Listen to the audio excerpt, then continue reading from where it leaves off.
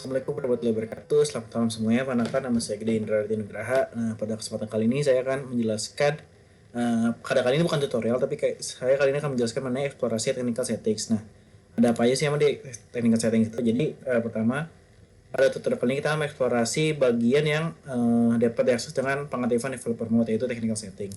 Nah, gimana caranya untuk ke technical setting ini? Jadi caranya pertama kita buka dulu menu settings. Nah, menu settings itu dapat dilihat di sini. Ini kita ke menu settings. Setelah kita ke menu settings, langkah selanjutnya adalah klik tombol activate the developer mode untuk mengaktifkan mode developer. Nah, itu bisa dicek di sini. Ini di sini activate developer mode, kita aktifkan dulu. Nah, setelah sudah kita aktifkan, langkah selanjutnya adalah kita ke setting lagi. Kemudian setelah kita di setting, langkah selanjutnya kita klik tombol manage user access rights, kemudian pilih salah satu user. Ini kita cari tombol manage access rights di sini, manage access rights. Nah, kita pilih salah satu user. Nah, salah satu user itu adalah yang ini ya, Michelle admin kita pilihnya. Nah, setelah kita klik Michelle admin ini, langkah selanjutnya adalah kita klik tombol edit pada halaman user terpilih. Nah, tombol edit itu ada di sini, tombol edit, kita edit. Nah, kemudian langkah selanjutnya adalah kita mencari submenu technical settings. Nah, kita cari dulu ke bawah submenu technical settings. Nah, ini dia, kita ketemu submenu technical settings. Kemudian setelah kita ketemu submenu technical setting, selanjutnya kita akan jadi dari submenu technical setting tersebut terdapat banyak pengaturan nih. Nah, banyak pengaturan itu yang mana ini? Ini banyak pengaturannya. Ini bisa banyak, segini banyak. Ada yang sudah checklist juga, ada yang belum checklist juga. Nah, dari sekian banyak pengaturan ini, yang akan kita bahas adalah mengenai pengaturan manage pools and pool inventory flows. Nah, jadi pengaturan yang kita bahas adalah yang ini, yaitu manage pools and full inventory flows. Nah, itu kalau di technical settingnya itu sendiri itu ada di sini. Ini dia. Nah, tapi ini tadi sebelumnya sudah saya nyalakan, nanti kita bisa matikan lagi. Oke, setelah kita tahu technical setting yang akan kita bahas, langkah selanjutnya adalah kita mengaktifkan pengaturan tersebut. Nah, gimana cara mengaktifinnya? Jadi mengaktifin itu jadi memberi centang pada kotak ini, memberi centang pada kotak di bagian pengaturan yang tadi, yaitu manage pool and pool inventory flows. Nah, jadi sebelum kita memberi centangnya, jadi gimana cara kita mengaktifin mode biar kita bisa memberikan centang? Caranya adalah dengan mengklik tombol edit. Nah, tombol edit itu ada di sini. Nah, ini kita discard dulu. Ini kita edit. Nah, lalu ini kan ada, lalu cari yang tadi ini. Kita bisa nyalakan. Nah, karena tadi sekarang sudah kita matikan, namun kita aktifkan lagi. Lalu kita save. Nah, setelah sudah kita save, ini sudah kita save. Nah, lalu kita kasih data untuk mengetahui kegunaan dari pengaturan tersebut. Kegunaan dari pengaturan ini, manage push and pull inventory flows. Kita menggunakan materi yang sebelumnya, yaitu multi user atau multi browser. Nah, namun untuk di video sebelumnya saya menggunakan multi user on multi mode, tapi kali ini saya menggunakan multi user on multi browser, yaitu login dua user pada dua browser berbeda. Nah, jadi di sini saya sudah memiliki browser Google Chrome, yaitu yang ini, dan kemudian saya juga memiliki browser pada Microsoft Edge, yaitu yang ini.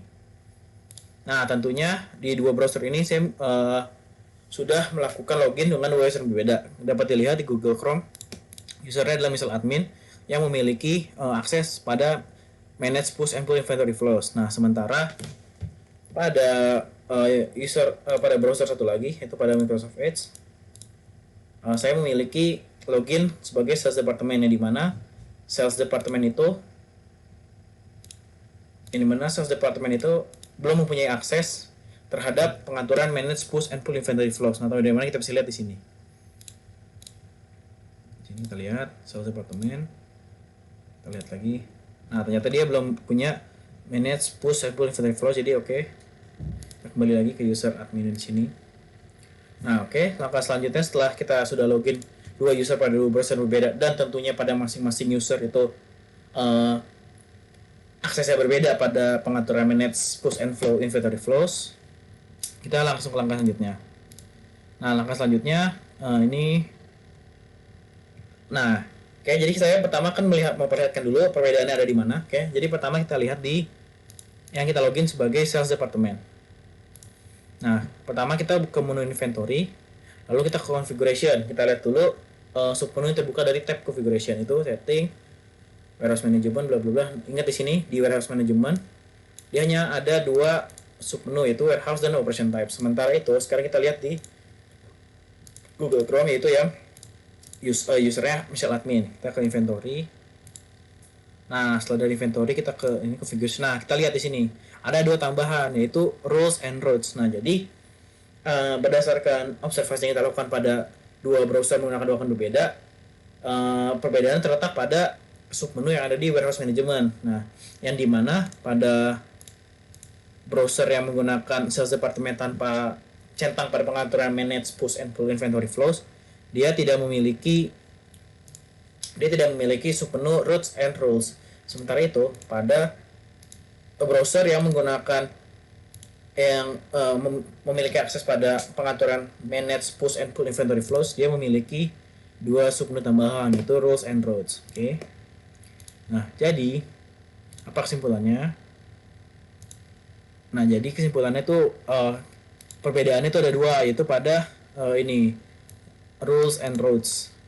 Nah, jadi setelah kita mengetahui ada perbedaannya, kita cek masing-masing kegunaannya apa sih. Oke. Nah, jadi pada routes ini, pada routes yang di sini, kita bisa klik. Nah, jadi routes ini merupakan kumpulan-kumpulan dari rules yang telah ada sebelumnya. Jadi secara singkat, rules itu menjelaskan bagaimana proses suatu barang masuk ke gudang inventory dan bagaimana dia keluarnya, atau enggak bagaimana flow dia dalam proses manufacturing itu. Oke.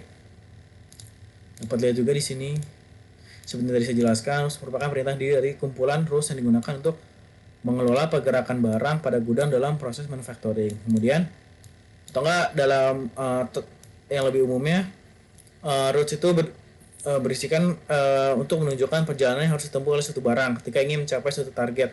Nah, target-target itu seperti ini, make to stock, buy, retrieve, deliver, dan lain-lain. Nah, target-target ini tuh dia contohnya tuh ada di routes yang kita bisa akses dari si user yang menggunakan memiliki akses pada pengaturan manage push and pull inventory flows. Nah, ini contoh-contoh target yang tadi saya bilang di sini. Oke, selanjutnya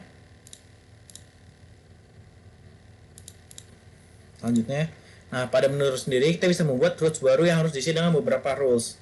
Yang rules tersebut juga bisa dibuat pada pembuatan rute itu tersebut. Nah, jadi gimana cara kita membuat routes baru? Nah, seperti biasa dalam membuat routes baru, caranya adalah kita klik create. Nah, ini kita bisa isi namanya sendiri misalnya. Nah, ini tadi saya bilang kita bisa membuat sebuah rules baru ketika membuat route. Oke. Ini kita bisa membuat route-nya segala macam di sini. Nah, ini sini juga misalnya kita tulis tes rute 1. Nah, di sini ada beberapa aksinya. Misalnya ada pull from, push to, atau enggak, dan lain-lain. Sekarang kita coba pull from, lalu operation type-nya apa yang inginkan dari suatu proses, yaitu misalnya ada resep. Nah, ini ada source location-nya, misalnya partner location. Nah, ini penjelasannya di sini. Lalu misalkan kita save and close. Nah, jadi di suatu routes ini yang bernama belum. Tadi itu namanya ini tes rute 1, tes rule 1. Nah, kemudian kalau yang ini misalnya kita namakan tes rute 1. Jadi dalam kondisi ini kita telah memiliki suatu rute yang namanya tes rute 1 yang terdiri dari satu rules, yaitu namanya rules tes rute 1 yang aksinya dia adalah pull from. Pull from ini maksudnya adalah dia membutuhkan sebuah resep dari partner location yang akan nanti dia dipindahkan ke WH atau input ini. Nah, kemudian tadi kan kita sudah rute ya. Nah, dari setelah rute itu kita selanjutnya akan membahas. Nah, jadi submenu ini memungkinkan suatu akun untuk membuat rute tanpa perlu mengakses suatu warehouse terkait. Nah, maksudnya itu gimana? Jadi di sini maksudnya adalah tanpa menggunakan pengaturan manage push and pull inventory flow, sebenarnya kita bisa mengakses rute juga, namun dia terbatas pada suatu masing-masing warehouse.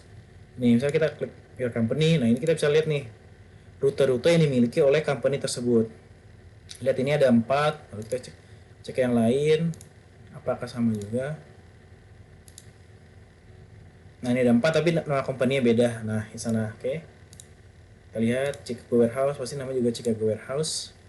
Nah ini saya maksud pembuatan rutenya hanya bisa pada beberapa warehouse terkait. Nah sementara jika kita menggunakan routes dan uh,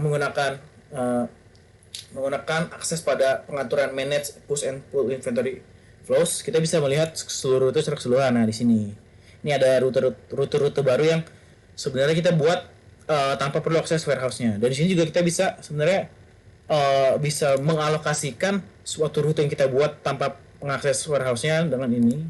Lalu kita pilih warehouse-nya, oke. Oke, seperti itu. Nah, karena kemudian di sini juga melalui pengaturan manage push and pull inventory flows ini di sub menu routes ini kita juga bisa melihat bagaimana shipment yang dijalani oleh sebuah barang pada sebuah warehouse ketika barang tersebut ingin masuk atau keluar dari warehouse. Nah, itu maksudnya gimana? Jadi di sini kita bisa melihat pertama kita buka warehouse dulu. Nah, di sini kita klik.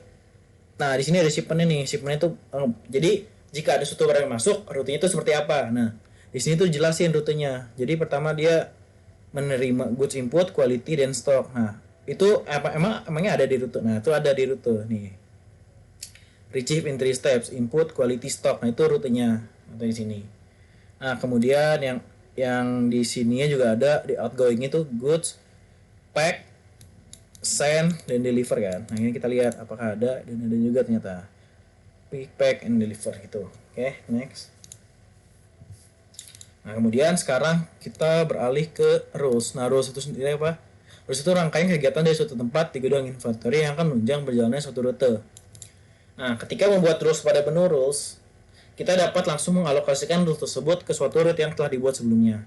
Nah, ini maksudnya gimana? Jadi, misalkan kita buat di sini melalui menu ini kita buat rules, lalu kita create misalnya tes rule 3 apa misalnya. Nah, actionnya ya kita isi bebas. Ini jika kita pilih mau apa gitu. Nah, ini kita bisa langsung mengalokasikan si rules ini ke route yang mana. Nah, kita bisa milih nih ada route apa aja yang sudah ada. Oke, jadi kita bisa kalau kita tanpa menggunakan pengaturan manage push and pull inventory flows, kita tidak bisa membuat rules seperti ini. Jadi ini di sini kita juga bisa mengalokasikan suatu rules yang kita baru buat ke suatu rute yang ada. Nah, ya jadi kurang lebih seperti itu sih untuk kegunaan dari suatu pengaturan manage push and pull inventory flows dalam technical settings. Nah, sementara untuk pengisian itu sendiri, pengisian dari tadi misalnya kita isi di pembuatan rules ini tuh tergantung dari kita pengennya gimana. Misalnya action type-nya misalnya kita push. Kalau push itu kan jika barang sampai suatu tempat akan dipindahkan ke tempat lain. Nah, itu kita pilih sendiri misalnya lokasinya di mana. Itu menyesuaikan kondisi dari warehouse kita. Nah, sementara kalau misalnya kita buat pull juga, pull itu kan membutuhkan sesuatu yang apa yang kita butuhkan dan itu akan diambil dari tempat lain, dan jika yang dibutuhkan itu sudah ada akan dikirim ke tempat lain. Nah, kita juga milih nih. Misalnya kita membutuhkan apa, delivery order kan misalnya, atau nggak receipt. Nah, receipt itu kita pengen ambil dari mana. Kemudian jika kita sudah punya, kita akan kirim kemana. Nah, itu ada penjelasan di sini juga. Nah, kurang lebih untuk seperti itu sih untuk seperti yang tadi pengaturan dari manage push and pull inventory flows. Jadi dengan pengaturan tersebut kita bisa mengkonfigurasikan lagi atau mengelola lagi bagaimana push dan pull proses yang ada dalam sistem kita. Entah itu menambah rute lagi atau nggak menambah rules lagi dan lain-lain. Ya, jadi sekian dari saya. Apabila ada kekurangan atau nggak kurang jelas dalam penyampaiannya, mohon maaf. Assalamualaikum warahmatullahi wabarakatuh dan selamat sore semuanya.